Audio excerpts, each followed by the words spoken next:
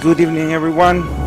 Sorry, I'm going to speak in English. I'm trying to do my best with you.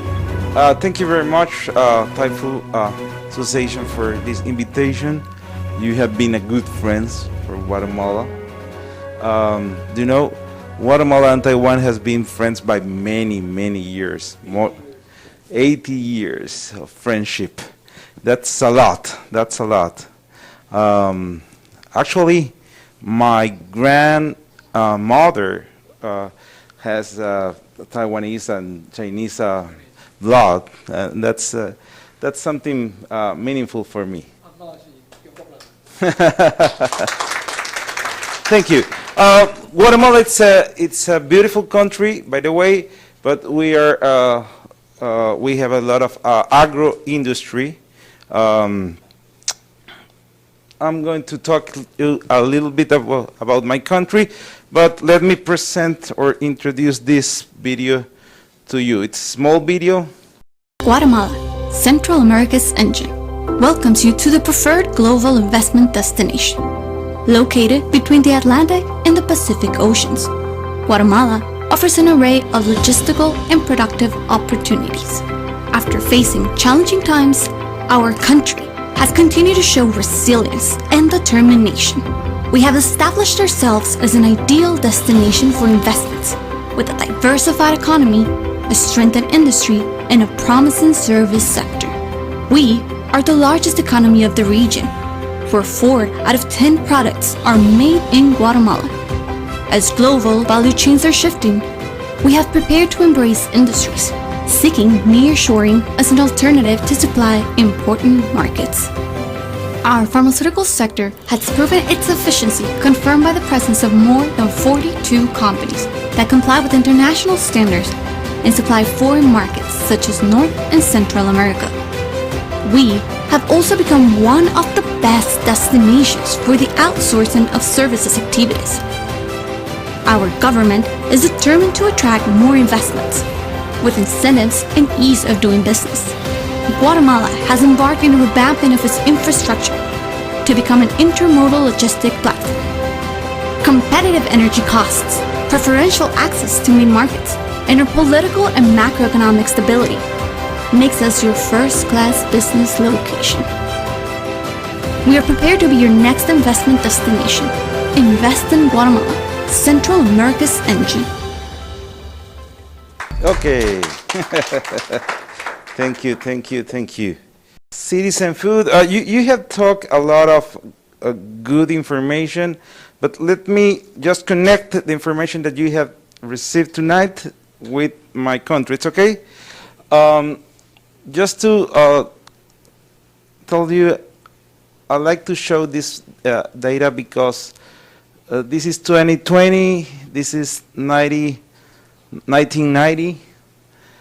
We had an internal civil war in these years, from 1960 until 1996, 36 years of internal war. And our economy in those days was based on only on 3 products: coffee, sugar, bananas. Yeah, we were an agriculture, just dedicated to agriculture country. In this year, 1996, we signed the peace. And as country, we decided to diversify our exportation and our products. Right now, Guatemala is the second most diversified country in America. That means, just to, for example, in these years, coffee, sugar, and banana were like 85% of our exportations. Right now, it's big. It's big. We are number 3 in the world for sugar. We are number 8 in the world for coffee. It's big, but right now it means just the 22% of our exportation. Do you know what I mean? That means that more than 70% of our exportation are other products. Okay, what happened here? This is our neighbors, El Salvador and Honduras. Right now, Guatemala, it's 4 times our economy and it's growing of our neighbors. Actually, this is yesterday, Fitch revised Guatemala outlook to positive first rating. It's doing a great job. Last year, Guatemala triples the foreign direct investment goal, establishing. We set a goal last year, and thankfully, last year, even with the pandemic, it was tripled. Because of this relationship, this year we opened a business commercial office here in Taiwan. Actually, it's directed by Mr. Hugo Sanik here. Do you know Mr. Hugo Sanik? It's NTU alumni. You are graduated from, what's the name of the?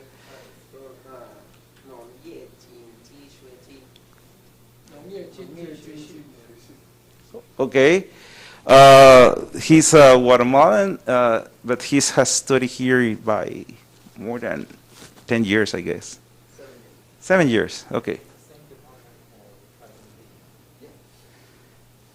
Okay. And you can find many information about Guatemala in Taiwan in this webpage that we have developed here, Guatemala in Taiwan, very easy to remember. GuatemalaInTaiwan.com, and you can find all the information about Guatemala. Okay, let's talk about our agriculture sector. As I mentioned, we are the first place in the world for this cardamom snow peas. It's not very common here. It's more used in the Middle East countries. But we export a lot of this. It's like a herb, or it's some kind of species. Okay, we export bananas, plantain, and melons to the United States. 38% of the bananas consumed in the United States come from Guatemala. And 50% of the melons that goes to the United States come from Guatemala, you know. Second place in the world for papayas, for watermelon, and to the U.S., sorry. And we are the 3rd main exporter of coffee in Latin America, number 8 in the world. But for us, coffee is not about quality. It's about it's not about quantity. It's about quality in our coffee. We are more focused on quality coffee. You know. By the way, you can find here a lot of coffee. In Taiwan, we have the 15% market share of the coffee market here in Taiwan. And we have another. Obviously, we have a lot of another sectors like textiles and some kind of bakery, cookies, almonds, palm oil, shrimps, rum. By the way, our rum, one of the best in the world. These are like the new trending sectors in agriculture for Guatemala. Avocado. The Hass avocado was developed in Guatemala, and it's the most consumed avocado in the United States. For Super Bowl, they consume in that week 50% of the all the consumption in the whole year, because chips with avocado. It's a lot. It's green pea. Berries, all kind of berries, blueberry, strawberry, raspberry. We are big producers of berries. Mangoes, but definitely here in Taiwan, you're very good in that area. Mangoes, coffee, of course, cardamom, lemon, and chocolate, cacao. Those, if you ask to me, these 8, I select these 8 because these 8 ones are the new trends for Guatemala agriculture sector. Our culture sector is, I want to tell you a little bit about okay, but I'm going to come back here. We have trade and investment agreements, FTA, free trade agreements with Chile, Taiwan, Colombia, Dominican Republic, United Kingdom, obviously United States, Mexico, Panama, Central America, and all the Central America, of course. And with Europe, we have association agreement with Europe. And last year, we closed a free trade agreement with England. Why is that important? Because you can produce from Guatemala and sell to all these countries with our free trade agreement. Okay.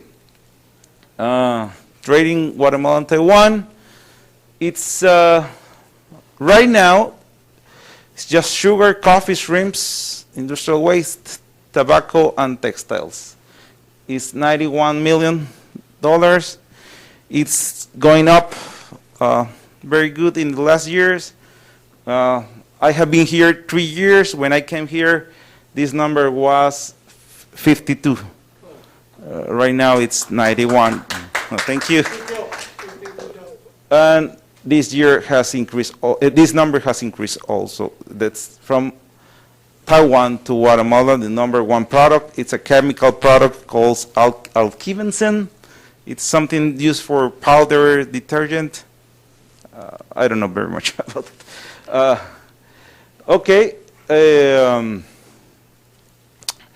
I want to share with you some examples. Our agro industry in some sectors, I didn't mention you, but sugar mills.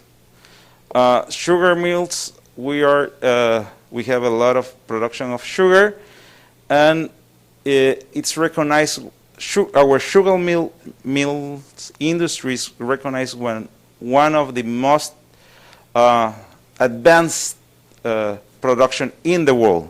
It's very, a lot of technology, a lot of,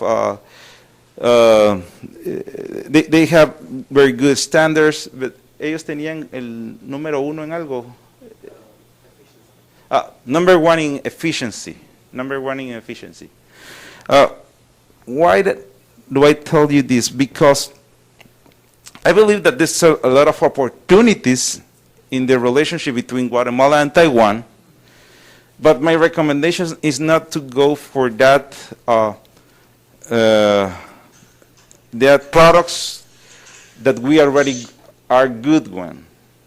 For example, if you try to invest something in sugar mills in Guatemala, it doesn't make sense because Guatemala industry is so strong in that area. Do you know what I mean? Yeah. But I'm going to share with you 3 examples of Taiwanese companies that they did pretty well. One of this, the first example is mushroom industry. I know that here I have the master in that area. But, okay, there was a Taiwanese company that went to produce mushrooms in Guatemala using technology. They are using solar panels, and under the solar panel they are producing these mushrooms, and they are selling that. The initial plan was to sell it to United States, yeah. But when they start to produce it, the local market consume all the production. Why? It's an 18 million local market. If you combine with Honduras and El Salvador, that we have a free, yeah, but we have a custom union. We have a custom union with Honduras and El Salvador, it's 18 million plus 10 million plus 8 million, it's like 18, like 30 something, 32 million people. But this product, especially the mushrooms, we don't have that in our diet. For us, it was new. You know, there was no one competing in that area. That's a complete new market. The other example is the papaya project. ICDF, is the International Cooperation and Development Fund. They took some Taiwanese technology into Guatemala. They started to produce papaya, and then a Taiwanese businessman got this production when the project finished, and the Taiwanese businessman, he got this production, and he started to, right now he's selling to United States from Guatemala to United States with that production. Okay, and the last example is the bamboo industry. We have a lot of bamboo, but we don't know how to use bamboo. ICDF,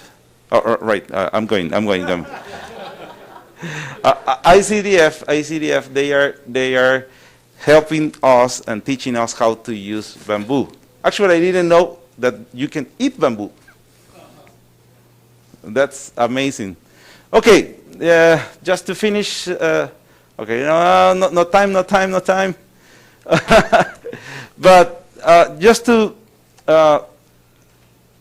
these are some of the companies in the industry of agriculture that are in Guatemala very strong. Especially this one, Cargill, Chiquita, this is milk. But just to finish, I think that Guatemala has a strategic location, in the center of America. We have a free trade agreement with Taiwan.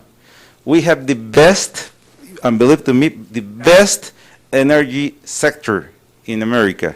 The best energy sector in America. Why? Because our energy is produced by water, mainly. Then we have a lot of people, because the median age in Guatemala is 20 years old, very young people.